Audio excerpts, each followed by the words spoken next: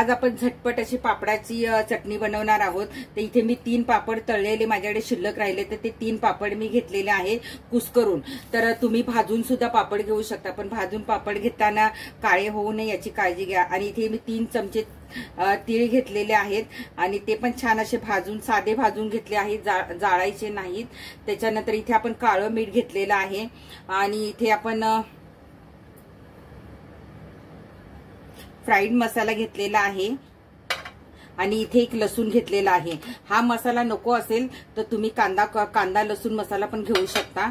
आणि आपण 1 चमचाभर लाल तिखट पण घालणार आहोत। आता हे आपण सगळं मिक्सर मध्ये घेणार आहोत।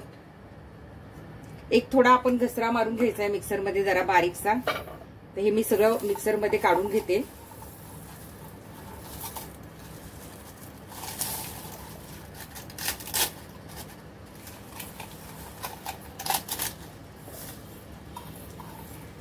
हे सफेद तीळ आणि पापड मी याच्यात घातलेला आहे। त्याच्यानंतर हे आपण काळं मीठ घालत आहोत। पापडाला पण थोडंसं मीठ असतं आणि ह्याच्यामध्ये आपण लसूण घालणार आहोत आणि थोडंसं लाल तिखट घालत आहोत।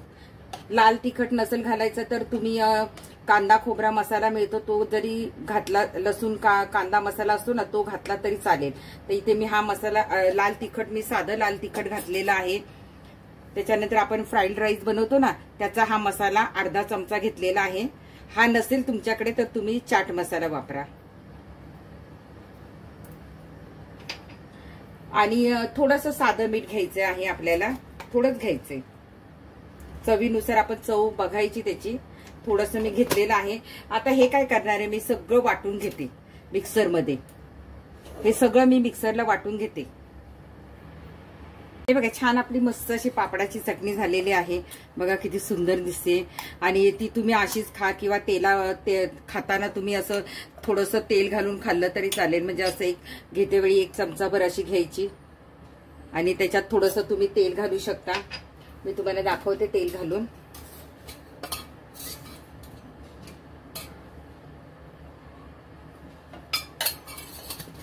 तुम्हाला ज्याप्रमाणे आवडेल त्याप्रमाणे तुम्ही खाऊ शकता। अशी तेल घालून तुम्ही खाऊ शकता किंवा अशी सुकी पण खाऊ शकता, तुमच्यावर। किती सोपी आहे ना करायला। किंवा तुम्ही कांदा वगैरे पण घालू शकता। बघा आपली 3 पापडांची चटणी भरपूर झालेली आहे। याला आपल्याला काही परतायचं वगैरे काही नाही, करायला पटकन होते अशी। कधी पापड राहिले तर नक्की ही चटणी करून बघा, तुम्हाला नक्कीच आवडेल। कधी तुम्ही खाल्ली आहे का पापडाची चटणी तर खाऊन बघा नक्की। या पद्धतीने करायला अतिशय सोपी आहे। याच्यात आपण फ्राईड राईस मसाला घातला होता, तो नसेल तर तुम्ही कांदा लसूण मसाला असतो तो घातला तरी चालेल। चाट मसाला घालू शकता। तर ही बघा आपली मस्त अशी तुम्ही तेल घालून खाऊ शकता किंवा अशी पण खाऊ शकता। तुम्ही दोन्ही प्रकार खाऊन बघा, तुम्हाला कुठली योग्य वाटेल ते तुम्ही करून बघा। आणि बघा किती छान झाले, आपला लसूण वगैरे सगळं आपला छान बारीक झालेला आहे। मस्त अशी भुसभुशीत झालेली आहे। बघा बाहेर जशी खोबऱ्याची चटणी मिळते त्याच टाईपमध्ये आपली चटणी झालेली आहे आणि भरपूर झालेली आहे आपली चटणी। तर मग नक्की करून बघा। ही चटणी कशी वाटली तुम्हाला ते नक्की मला सांगा। अगदी करायला सोपी आहे, पटकन होणारी आहे। मग बघताय काय, घ्या करायला पटकन चटणी। ही पण बघा तेल घातलेली पण किती सुंदर दिसते बघा। तर तुम्ही दोन्ही प्रकारे गरम गरम चपाती बरोबर खाऊन बघा, कुठली आवडते त्याप्रमाणे तुम्ही खा।